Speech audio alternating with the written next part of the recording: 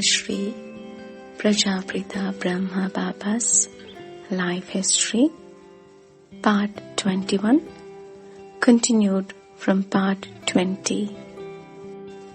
In the previous episode, we were listening to one sister who was then a teenager living with a family, told how she was locked in a room each morning to prevent her from going to Baba's satsang. This is the continuation of the story. They unchained her and let her come up. But while she was showering and changing her clothes, they continued to confer. Men from the anti-Om monthly party came over. They convinced the father not to give in to the demands of his daughter. They appealed to his ego.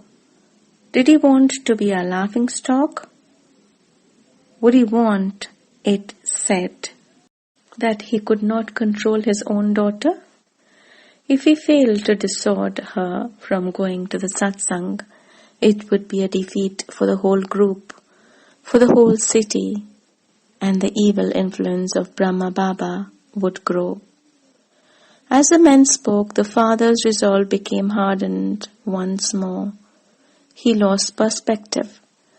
The feelings of his daughter no longer mattered. He fooled himself into thinking some higher principle was involved. Finally, he strode over to his obstinate daughter and again demanded that she agree to marry. He was ready to slap her if she refused. Of course I agree, she smiled. But find me a husband who is established in the soul's true religion. He must not be an eater of meat or a drinker of wine, or one who keeps bad company. He must not be passionate or lustful. Find me such a husband, like the husband of Sita. Find me one who is like Ram, and I will gladly take his hand in marriage. Her father did not know how to respond, but he felt he was being toyed with. He whipped himself into such a frenzy that soon he was beating his daughter again with his fists. She was knocked to the floor. He called his sons to come in and tie her in chains again. There is a famous poem about the women of India. As the daughter was being carried back to lie in the darkness, she softly sang a verse from this poem. Really, the woman of India is great. She suffers every unhappiness, yet says not a word. She carries all the burdens. She is patient as the earth. Her body is as stubborn and strong, and her mind is as pure as the ancient Ganges. Not only that, she takes upon herself the punishment for the crimes committed by others. She eases the miseries of all who are in her care. Truly, the woman of India is the image of sacrifice. In the face of that sacrifice, the whole world must admit defeat. She was incarcerated again, and this time they let her lie there for 2 months, giving her only enough food to keep her alive. And she was also subject to daily torture and abuse. At last, her elder sister returned from England, where she had been studying for several years. She was shocked by what she saw and made the family release her sister immediately. But even after that, the family remained abusive. There is another Indian ceremony that the daughter now understood. The devotees make idols of goddesses and worship them for a period of days, but then they drown those same statues in the water. It memorializes the fact that though people bow to purity, they cannot tolerate it for long when it appears among them. For in such a mirror, they must see how degraded they have become, how spiritually deformed. It has happened all through history. Shankaracharya, the founder of the sannyasi religion, had to fight to avoid marriage. It was only by fooling his own mother that she gave him permission to live in purity. He had been wading in a lake one day while his mother was sitting on the shore. He pretended that his leg was caught by a crocodile. His mother appealed to God to help her son. But Shankaracharya cried out, "I have heard God's voice. He says, you must permit me to live in purity, and only then will He save me. Hurry." She agreed, of course, and Shankaracharya was then released from bondage. Pressure was likewise exerted on Gautama Buddha to remain in his palace and not renounce his princely life of pleasure. But despite his father's effort, the son could not be deterred from his spiritual destiny. One day, Gautama simply left and did not return. So, it happened here.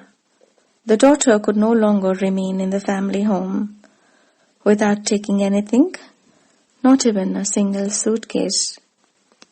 She left and went to live in Brahma Baba's house. And though he did not encourage this kind of thing, under the circumstances, he would not turn her away. He gave her shelter, and she was welcomed as a hero. Other women came also likewise involuntarily. Many wives were literally driven from their homes by their husbands, and Brahma Baba took all of them in and gave them protection and peace at last. They found where they belonged, their true home on earth, the real family, the divine family of God. There is an old proverb which says, "For one who has no other support in the world, God is the only support and companion." Now, Shiv Baba was demonstrating that truth in a practical form. The women blossomed in Brahma Baba's place. They became teachers and true world servers. They thrived in that pure and loving environment. Next title, Fire. Time is cyclic, like an endlessly repeating loop of a movie film. Each showing of the film lasts 5,000 years. We souls are the actors as well as the audience. The film script itself has 4 distinct parts and moves from a story of great joy to one of real sorrow. The world begins as a wonderland, the fulfillment of every dream. Castles of gold and diamonds, rivers of milk, a world of gardens and games and laughter, a royal kingdom more elevated and noble than Camelot, filled with more delights than Xanadu. A world of pure human beings, innocent of disharmony or any vice, truly a golden age. The population is quite small, less than 1 million inhabitants at the beginning, and we are sovereign over the entire world. There is no one else. We grow quite old and never experience a day or even a moment of illness or unhappiness of any sort. When it is time to leave our bodies at the ripe age of 150 years, we receive a vision of a next life and the happiness it contains, and we live in peace for a new adventure. Gradually, the world gets older, the population increases, and a new dynasty takes over from the dynasty of the sun, replacing Lakshmi and Narayan, Rama and Sita, take their places on the throne. After 8 generations and 1,250 years, the golden age has to come to its peaceful conclusion, and now begins the dynasty of the moon, the silver age. The empire has by now grown greatly in size, but it is still united. There are many smaller kingdoms within it, each lesser king offering complete loyalty to the ruling family. There is still happiness, and no war, no quarrels, no sickness, no misfortune. But the world is just a little older. The degree of purity is slightly less, and so it passes in a stately dance, one generation following another, until 12 succeeding births have been taken, and another 1,250 years have passed by on the cosmic clock. Something untoward happens then. We souls begin to lose our sparkle and our divinity. We begin to be attracted to one another physically. We lose the consciousness that we are immortal souls. We fall into vices. We, who were deities, fall, and when we do, the earth is violently affected. Earthquakes and floods destroy the kingdom, washing away all trace of them. People scatter, and it takes them years to begin rebuilding what was lost. And even then, it cannot really be done, for the ability, the knowledge, the purity have all been lost. In this way, we begin to do penance, to find out from deep within ourselves what went wrong and how to set it right. From a deep unconscious residue within our memory, we recall the one who had created that world of deities. It had been God, the incorporeal, supreme soul Shiva. And so we build temples of him, invoking him to return, to help us recreate our paradise once more. But it is too difficult to remember a bodiless spirit, and so we begin as well to build temples of the deities of Lakshmi and Narayan, then of Rama and Sita, and later on of many others. We have forgotten that these deities are but our former selves. The worship in time grows more and more adulterated.